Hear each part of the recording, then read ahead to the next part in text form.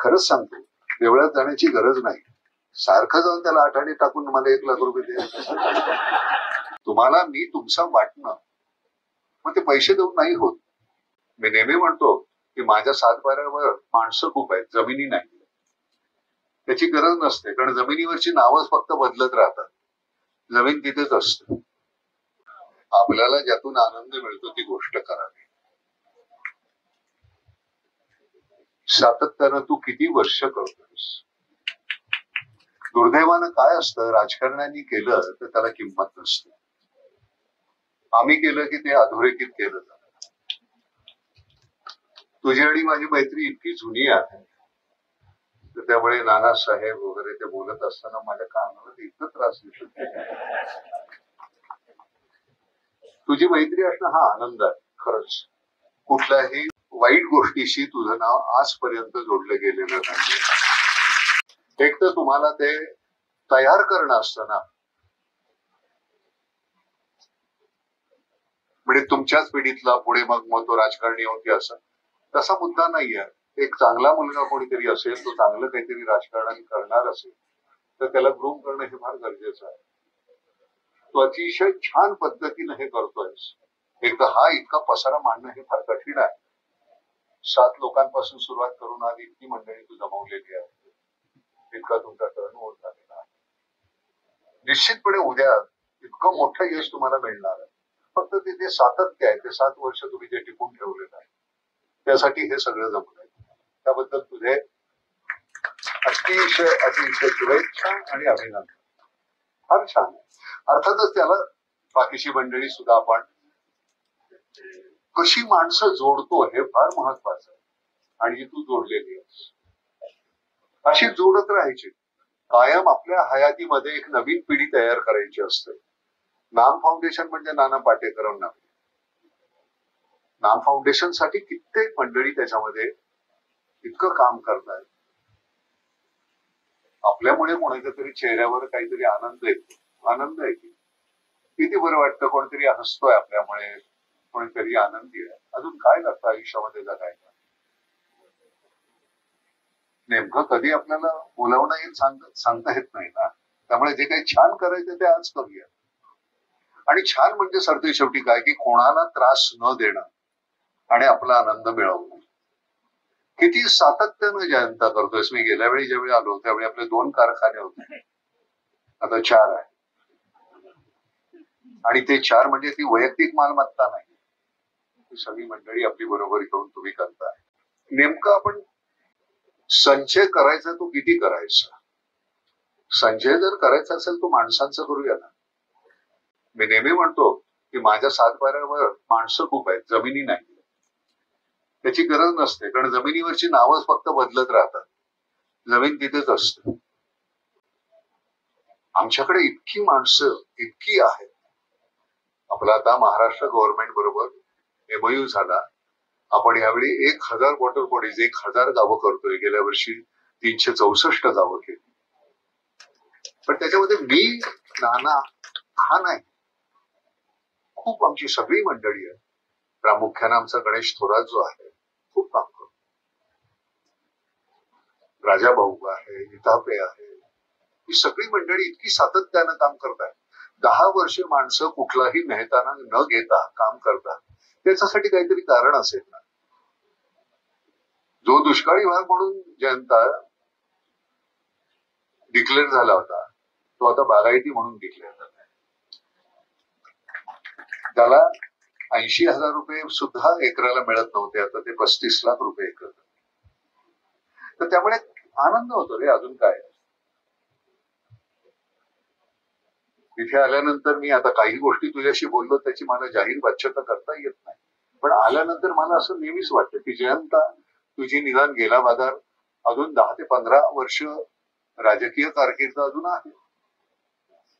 ती तशीच बहरत गेली पाहिजे. तुझ्या वागण्यातलं बोलण्यातलं सातत्य जे आहे त्यामुळे तू इथं उजळ माथ्यानं बसू शकतोस. लोकांच्या डोळ्यानं डोळे भिडू शकतोस. किती माणसांना जमतं ते. तू कुठल्या पक्षाचा आहे त्याच्याशी मला काही देणं घेणार नाही. तू माझा मित्र आहेस, त्याच्यापेक्षा अजून काय लागतं. सांगलीत मला काही वेगळं घर घेण्याची गरज नाही. बरं, मुलं एवढी मोठी फॅमिली पाहिल्यानंतर अजून आनंद होतो. आणि ते सरते शेवटी ही रिले आहे पॅटर्न तू 2 वर्षापूर्वी त्याच्या हातात दिला. काय करून दाखवले बघ ना. आणि ते केवळ जयंत पाटलांचा मुलगा म्हणून नाही, त्याचं काहीतरी सातत्य आहे की नाही तुम्हालाही माहिती असेल. तर ते सातत्य टिकवणं फार गरजेचं आहे. तुम्हाला मी तुमचं वाटणं मग ते पैसे देऊन नाही होत, त्याला मॅनिप्युलेट करता येत नाही तुम्हाला. ते मुळातून आंतरिक भावना तुमची पाहिजे, तुम्ही किती मनापासून करताय त्याच्यानंतर माणसं आपोआप जोडली जातात. काही वेळ अतिशय वाईट वाटतं की सगळीच नाही पण खूपशी मुलं आता काहीतरी गर्द किंवा तुमची ब्राऊन शुगर म्हणा किंवा गांजा म्हणा, चरस म्हणा, शाळा कॉलेजाच्या बाजूला अशी मुलं जर आढळल्यानंतर इतकं वाईट वाटतं. झिंग आपल्या कामाची पाहिजे हो. या असल्या फालतू पुढ्यांमधून घेतलेली झिंग कुठे किती वेळ टिकणार ती. माझं वयच होत नाही, मी आता 75 झालो. मला नेहमी असं वाटतं की नाही अजून आरामात, काही नाही, हरकत नाही, आपण अजून 25च आहोत. पण करायचं सारखं खूप काहीतरी मनामध्ये आहे. आणि ते करत असताना तुमच्याकडे पाहत असताना तुम्हाला उघडत नाही तर पोट घालून ठेवतोय तुम्ही. काय मला असं वाटतं हे काढावं उघडणं आपलं इथं बोलण्याचं असतं. सतत तुम्हाला कामाची झिंग असायला पाहिजे. स्टेजवर काम करत असताना असं वाटतं की कधी एखाद्या वेळी नस फाटेल, एखाद्या वेळी, कारण त्या भूमिकेमध्ये शिरल्यानंतर कॉम्प्रोमाइज करून काम नाही करायचं. नटसम्राट करत असताना असं वाटत होतं की नाही कधी कुठल्याही क्षणी कदाचित जाऊ, कारण त्यात तुम्हाला तिथे तो परकाया प्रवेश करायलाच पाहिजे. तुला कोणी गोळ खोबरं दिलं होतं का की नाही तू राजकारणात वडील गेल्यानंतर तू किती सातत्यानं काम करत राहिलास. मला असं वाटतं की ते आतून मुळामध्ये असायला पाहिजे की मला ही मंडळी माझी आहे, माझं कुटुंब, ही माझी 2 मुलं, माझी बायको त्याच्यापुरतं मर्यादित नाही आहे, ती सगळीच माझी मंडळी आहे. आणि त्यातून हे सुरू झालं की त्या मुलामध्ये तू पेरलंस, त्यांनी मग हा एवढा सगळा उठाठेव ही जी आहे ती केली मग, आणि ही अतिशय सक्सेसफुली केलीस. आज तू बोलत असताना साचरत बोलतोस, राजकारणात गेल्यानंतर मग कसा अस्खलित बोलायला लागशील. काय बोलतात ती मंडळी, शब्दसंग्रह म्हणजे असा असतो, वा वा वा वा. जयंतला नाही अजून बोलते काय बोलतात ते, आणि तिकडे आपल्याकडे आधी करायला पाहिजे आणि ते व्हायला पाहिजे. माहिती असो नंतर तुम्हाला बरं गंमत काय माहितीये का, राजकारणाचा मला सगळ्यात आनंद कुठला होतं, ते काय बोलले हे त्यांना दुसऱ्या दिवशी आठवत नाही पण आम्हाला माहिती असतं. आम्ही ते पाहिलेलं असतं, त्याचे रेफरन्सेस असतात. तुम्ही काल काय बोललात, आज काय बोलताय, उद्या काय बोलताय, हे कन्सिस्टन्सी पाहिजे ना. काहीतरी बोलतो, काहीतरी आपल्या मागे डोक्यामध्ये असताना आपण आम्ही हे बोलतो. Once you tell the truth you have nothing to remember. एकदा खरं बोललं की लक्षात नाही ठेवावं लागत काय बोलतो. खोटं बोलतो की माहितीच नाही इथं काय बोलतो, त्या भाषेत त्या भाषणामध्ये काय बोललो आणि पलीकडच्या भाषणात. हे सातत्य जे तुम्ही टिकून ठेवता, कधीही काय नाही, त्याचे परिणाम जे असतील ना ते भोगायचे, पण खरं बोलायचं. काहीच वाटतं ते करायचं नाही, इतकं सोपं आहे. किती प्रेम करतात लोक, कशासाठी करतात, काय केलं मी असं. माझ्या प्रत्येक गोष्टीचे मी पैसे घेतले, काम केलं त्याचे पैसे घेतले, नाटका सिनेमात त्याचे पारितोषिके घेतली, सन्मान घेतले, आणि तरी सुद्धा तुम्ही इतकं प्रेम करता. त्यावेळी माझी काही जबाबदारी असते की नाही. उतराई तर व्हायचंच असतं ना, आणि कुठे गेल्यानंतर तिथं नाही काय करता, जे करायचं ते हे आताच्या आयुष्यामध्ये करायचं असतं. माझं तुमचं नातंच नसेल, पाहुणा म्हणून जर मी इथे येणार असेल तर मी न आलेला बरा. स्टेजवरून एवढ्यासाठी बोलायचं की सगळ्यांना दिसावं, अदरवाईज तुमच्या माझ्यामध्ये काही फरक असताच कामा नये. किती वर्ष झाली तुला राजकारणात?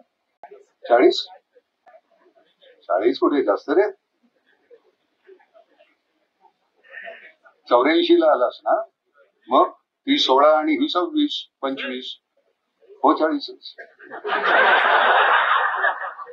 राजकारणाचं गणित पहिल्यांदाच एवढं बरं 40 वर्षात झाली.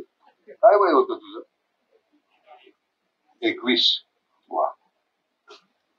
कसं असतं ना, नियती तुम्हाला कशी ढकलते. परदेशी गेलेला एक मुलगा कुठेतरी काहीतरी अगडीत होतं, त्या अगटीत मधून तो येतो इथे आणि मग त्याच्यावर कुठली तरी गोष्ट लादली जाते नियतीने आणि मग त्याच्यानंतर मग त्याचा जयंत पाटील, मग त्याच्या पोटी ही अशी मुलं येतात, त्यांच्यामध्ये तो काहीतरी पेरतो, मग तुम्ही असं करता. मोठं मैदान जे गोरेगावचं आहे माहिती, एक्सपो होतं तिथे, ते मैदान कमी पडेल एक दिवसभर तुझ्या कामाला. जगभरामध्ये का फक्त तेच आहे की तुला तुझं नाही ना भलं करायचं, तुला भवतालाच भलं करायचं. आणि ज्यावेळी भवताला आपला होतो त्यावेळी अजून काय लागतं रे? हो, त्या एक्सपो होतं ज्यावेळी मला, मी नेहमी ज्यावेळी त्या गोरेगावच्या तिथून पास होत असताना शूटिंगला, तिथे त्या एक्सपोची इतके मोठं आहे, ते फार मोठं मैदान आहे इंटरनॅशनल, तिथे सगळे अशी हे होतात. एक दिवस आपलं तिथे होईल, तिथे त्यावेळी मी समोर बसलेला असेल, तू इथे बोलत राहायचो, मला ते ऐकायला आवडतं. आपल्या मुलांकडे असं बघायला फार बरं वाटतं रे, मान दुखायला पाहिजे आपली.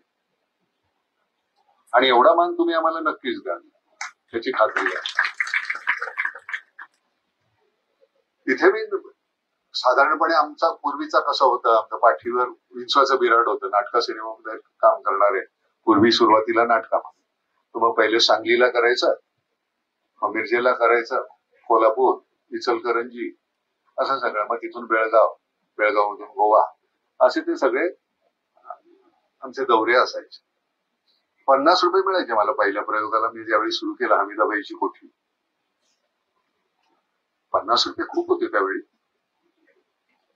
6 रुपये जेवणाचा भत्ता असायचा आम्हाला. आमचे मोहन तोंडोळेकर होते नंतर महासागरला.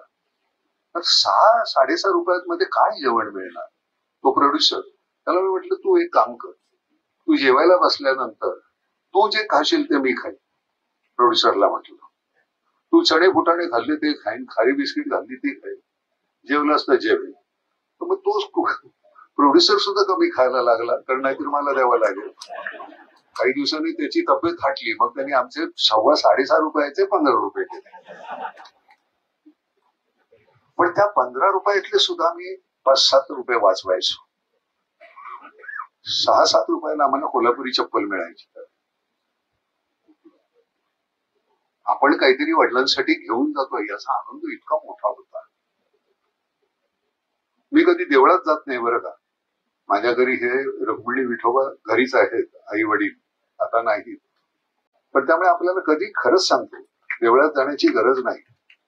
आई वडील हे एकच दैवत. एकदा जाऊ तेव्हा बोलू की मग काय बोलायचं, सारखं जाऊन त्याला आठाने टाकून मला 1 लाख रुपये द्यायचे